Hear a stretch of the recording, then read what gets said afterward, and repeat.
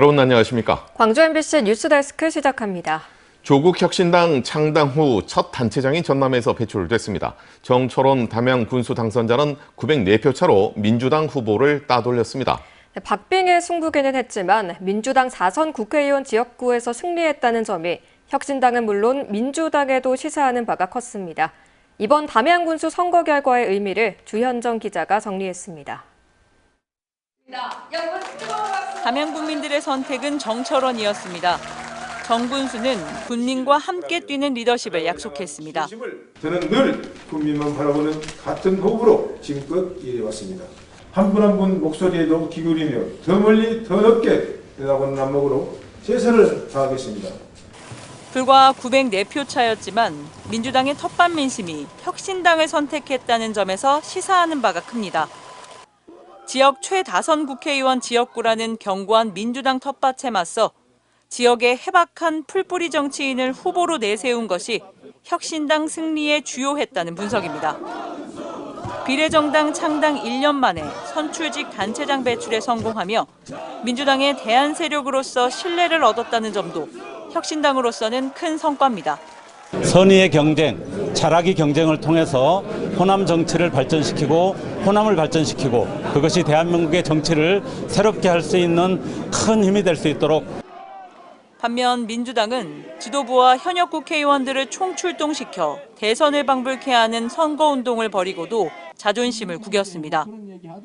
당장 가능성이 높아진 조기 대선과 내년 지방선거를 연거푸 치러야 하는 상황에서 텃밭 민심 균열이 가속화되는 것은 아닌지 비상이 아닐 수 없습니다. 당내 경선 탈락자가 상대 후보 지지에 가세한 것을 막아내지 못한 점도 민주당으로서는 뼈아픈 대목입니다.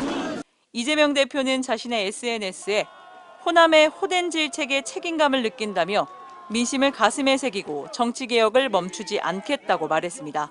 이번 선거를 계기로 향후 지역 선거 판도도 달라질 전망입니다. 다자대결 구도 안착은 지역 유권자의 선택의 폭을 넓혀 투표 참여 효능감을 자극할 수 있습니다. 호남의 지역민들이 대안 세력을 찾고 싶었지만 사실은 마땅한 대안 세력이 없었기 때문에 선택하지 못한 측면이 있었고, 그런데 이제 이번에 조국혁신당이 호남 지역에 거점을 마련하게 됨으로써 향후에 이제 민주당과 경쟁을 이끌어 나갈 어떤 가능성을 좀 확보하게 된 게 아닌가 이렇게. 이번 선거 결과가 향후 지역 선거 판도를 흔들 것은 분명해 보입니다. MBC 뉴스 주현정입니다. 윤석열 대통령의 탄핵 심판 선고가 드디어 내일입니다. 지역 각계각층에서는 헌재 8대0 전원일치 파면 판결을 촉구했고 정치권은 탄핵 인용을 자신했습니다. 보도에 김영찬 기자입니다. 내란 속에 윤석열을 즉각 파면하라! 윤석열 대통령의 파면 여부를 결정하는 순간이 코앞으로 다가왔습니다. 지역의 노동계와 교육계, 문화계 등 각계각층에서는 한 목소리로 윤 대통령의 파면을 촉구했습니다. 두 쪽으로 갈라진 대한민국을 하나로 통합하기 위해선 헌재가 8대0으로 전원일치 판결해야 한다고 강조했습니다. 8대0 전원일치 파면 인용 판결은 헌법 수호의 길을 내팽개친 공권력의 배신 때문에 갈라지고 찢긴 대한민국을 통합할 최소한의 조건이 될 것이다.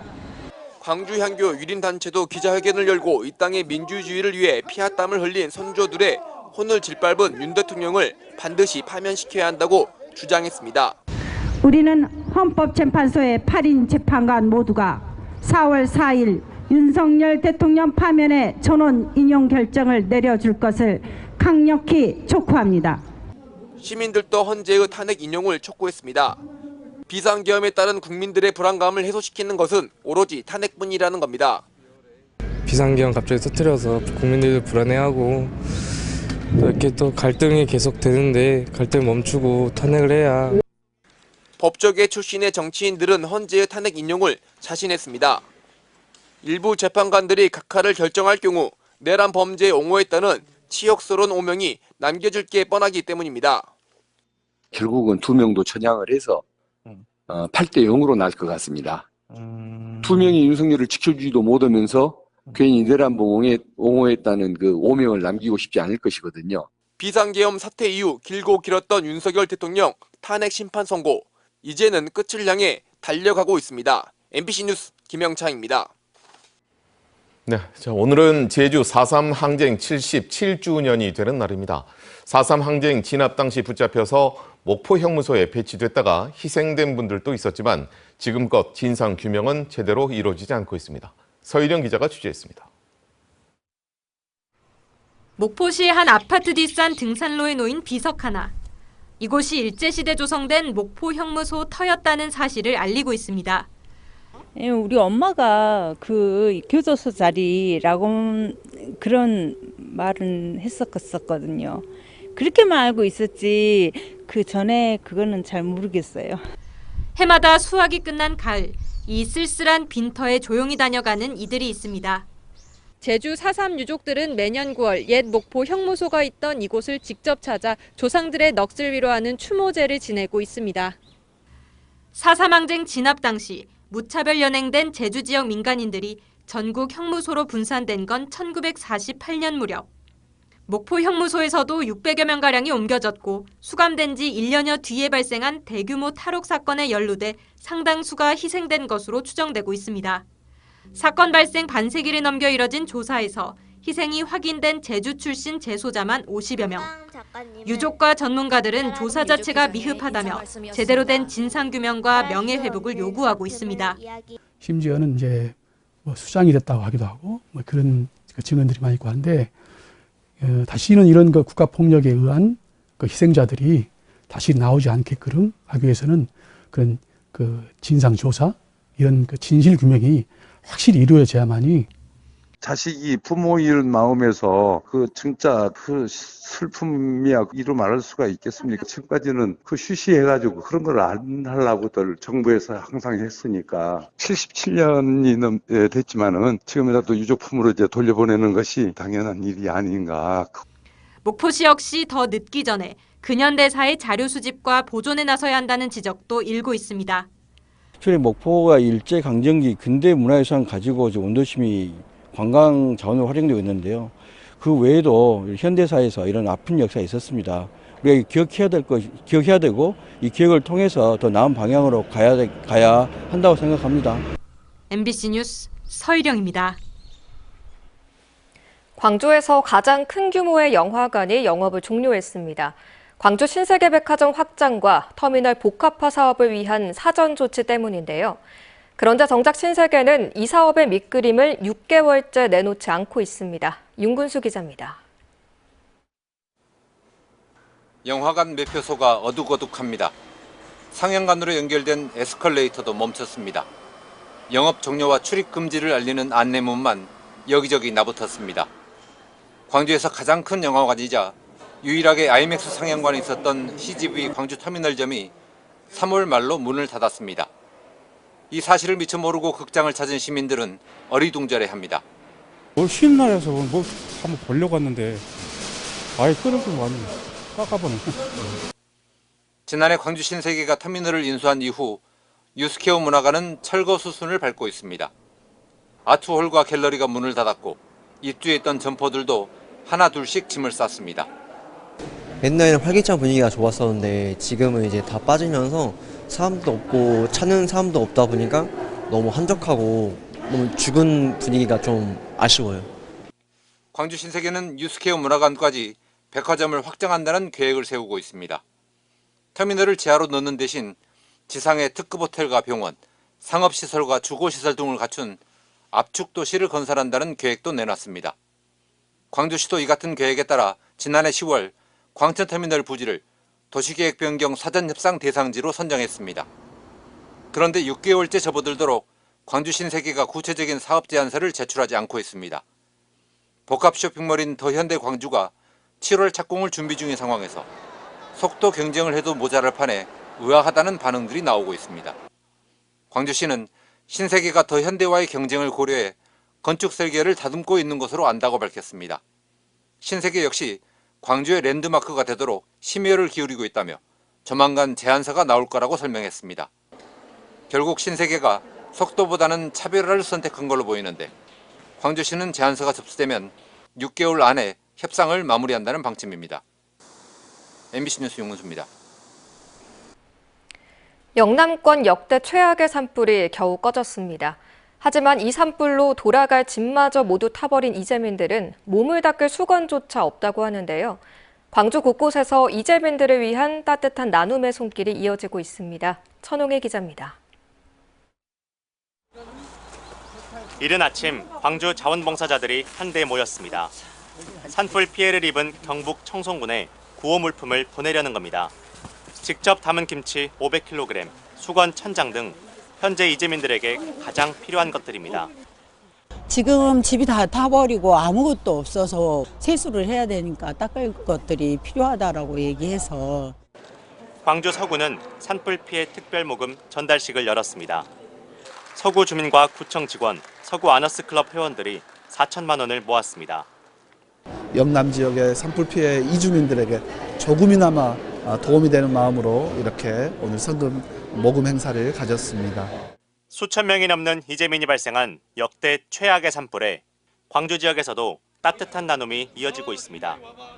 광주 금호고등학교 학생들은 안 쓰는 물건들을 모아 파는 벼룩시장을 열고 여기서 얻은 수익금 117만 원을 이재민들에게 기부했습니다. 한국암환자권익협의회 등 암환자 91명도 343만 원을 모아 광주 사회복지 공동모금회에 전달했습니다. 산불로 굉장히 힘들어하시는 분들에게 우리가 좀 용기를 북돋아드리고 우리가 힘을 실어줄 수 있으면 좋겠다. 광주 전남 시도민들이 이재민을 위해 써달라며 지난 열흘간 기부한 금액만 6억 원이 넘습니다. 현재 이재민들의 아픔을 많이 공감해주고 계신 것 같습니다. 어려움을 겪고 있는 이재민들에게 힘과 용기가 될 수 있도록 많은 사랑을 나눠주시면. 적십자사와 사회복지 공동모금회는 이달 말까지 모금 활동을 이어갑니다. MBC 뉴스 천홍희입니다. 잠시 뒤 9시부터 생방송되는 광주 MBC 시사 용광로에서는 담양군수 재선거에서 조국혁신당 후보를 선택한 표심의 의미와 내년 지방선거에 미칠 영향을 분석합니다. 또 내일로 예정된 윤석열 대통령 탄핵 심판의 결과를 전망하고 이에 따른 전국의 향방을 가늠해봅니다. 이 방송은 광주 MBC 유튜브 채널을 통해서도 동시에 생중계됩니다. 광주 글로벌모터스 GGM의 노동조합이 노사민정협의회 조정중재특위가 어제 전달한 노사갈등 조정중재안을 두고 사실상 당장 수용할 수 없다는 입장을 밝혔습니다. GGM 노조는 오늘 오전 민주노총에서 기자회견을 열고 특위가 35만 대 생산까지 파업 유보를 권고한 것은 식물노조가 되어 사측과 교섭하라는 것이라고 밝혔습니다. 노조는 대신 한 달 동안 사측의 부당 노동 행위와 노조의 파업을 멈추고 노사 간 집중 교섭을 통해 교섭 타결 등을 도모한 뒤 중재안 수용 여부를 다시 논의하자고 제안했습니다. 미국의 25% 상호 관세 부과 방침에 따라 광주의 수출업계에 비상이 걸렸습니다. 지난해 기준으로 광주의 대미 수출액은 51억 4천만 달러로 전체 수출액의 33.1%를 차지하는 상황에서 고율의 관세가 부과되면 대미 수출이 위축될 것으로 예상됩니다. 이에 따라 광주 기아자동차와 삼성전자 등 광주의 주력 수출 대기업과 여기에 부품을 납품하는 협력업체에서 생산 감소와 고용 위축이 우려되고 있습니다. 관세청 광주본부세관은 수만 명이 동시에 투약할 수 있는 분량의 마약을 밀반 위반 혐의로 태국인 20대 여성을 구속했습니다. 이 여성은 중독성이 강해 태국어로 미친 약이라 불리는 야바 2만 5천 정과 필로폰 등 3만 6천 명이 동시 투약할 수 있는 양의 마약을 밀수입한 혐의를 받고 있습니다. 수사 결과 이 여성은 야바와 필로폰을 과자 봉투 등에 숨기고 일면식도 없는 타인의 집에 배송하는 수법으로 마약을 밀반 입한 것으로 드러났습니다. 오늘 오전 3시 45분쯤 화순군 백야면에서 산불이 발생했습니다. 소방당국은 헬기 3대를 동원하는 등 2시간 30여 분 만에 산불을 진화했고 인명피해는 발생하지 않았습니다. 소방당국은 인근 리조트 밭에서 시작된 불길이 산으로 번진 것으로 보고 정확한 화재 원인을 조사 중입니다.